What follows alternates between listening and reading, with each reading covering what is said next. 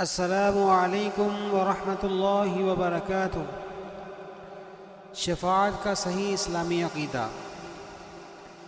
اس مسئلہ کی وضاحت سے پہلے یہ بتلا دوں کہ ہمارے لیے قرآن اور حدیث دونوں ہی حجت ہیں، دلیل ہیں، لازم اور ملزوم ہیں، دونوں ایک دوسرے کی تشریح ہیں اور دونوں کی حفاظت کا ذمہ اللہ تعالیٰ نے لیا تھا۔ اس عقیدہ شفاعت میں بہت سا افراط و تفرید پایا جاتا ہے۔ کچھ لوگوں نے شفاعت کا بالکل رد کر دیا اور کچھ شفاعت کی آڑ میں گناہ پر گناہ کرتے چلے جاتے ہیں اور یہود و نصارہ کی طرح کہتے ہیں کہ ہمیں انبیاء اور صلحاء بچا لیں گے۔ اسلامی عقیدہ شفاعت یوں ہے کہ اس دن اللہ کے سامنے کسی کو بات کرنے کا یارہ نہ ہوگا۔ انبیاء بھی اس رب العزت سے لرز رہے ہوں گے، لیکن احادیث میں آتا ہے کہ نبی صلی اللہ علیہ وسلم وہاں پر سفارش و شفاعت کر کے حساب و کتاب کا پروسیجر شروع کروائیں گے۔ اس کے بعد 3 راؤنڈ سفارش کے فرما کے ہر اس امتی کو شفاعت کا حقدار ٹھہرائیں گے جو ہر قسم کے شرک کی غلاظت سے پاک موت سے ہمکنار ہوا ہو اور اس کے دل میں رائی کے دانے جتنا ہی ایمان کیوں نہ ہو۔ اس کے علاوہ قرآن شفاعت کرے گا، اس کی کچھ صورتیں بالخصوص سفارش کریں گی۔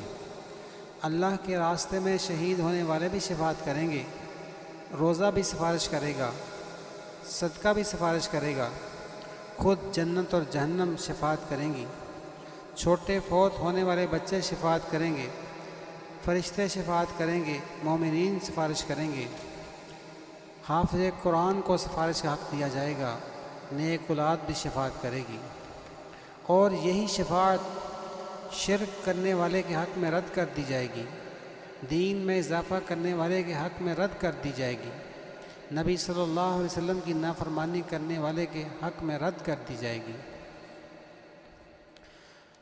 جن لوگوں نے عقیدہ شفاعت کا انکار کیا انہوں نے صرف قرآن کو ہی حجت مانا، حالانکہ قرآن میں جہاں بھی شفاعت کا رد ہوا ہو اسی جگہ پر اللہ تعالیٰ نے اجازت کے مسئلہ کی وضاحت بھی کر دی اور فرمایا وَلَا تَنْفَعُ الشَّفَاعَةُ عِنْدَهُ إِلَّا لِمَنْ أَذِنَ لَهُ۔ اللہ کے حضور کوئی شفاعت فائدہ نہیں دے سکے گی سوائے اس کے جس کو اللہ تعالیٰ خود اجازت دے۔ سورۃ سبا آیت نمبر 23۔ پھر فرمایا یومئذ لا تنفع الشفاعة إلا من أذن له الرحمن ورضي له قولا۔ قیامت کے روز کوئی سفارش فائدہ نہ دے گی سوائے اس شخص کی سفارش کے جسے رحمان نے اجازت دی ہو اور اس کی سفارشی بات اللہ تعالیٰ کو پسند بھی آئے۔ سورۃ طٰہٰ آیت نمبر 109۔ اور جن لوگوں نے شفاعت کو ہی اوڑھنا بچھونا بنا لیا انہوں نے بد عملی کو ہوا دی اور نفس پرستی کی ٹھان لی۔ اس لیے اس نشیب و فراز سے بچنے کے لیے میں ایک دنیاوی مثال بیان کرتا ہوں۔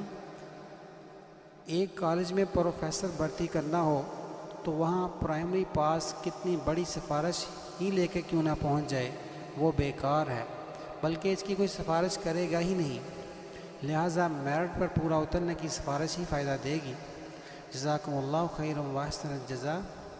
اس وائس کا کوئی بھی حوالہ درکار ہو تو میرے واٹس ایپ نمبر 032248666850 پر رابطہ کیا جا سکتا ہے۔ والسلام علیکم ورحمۃ اللہ وبرکاتہ۔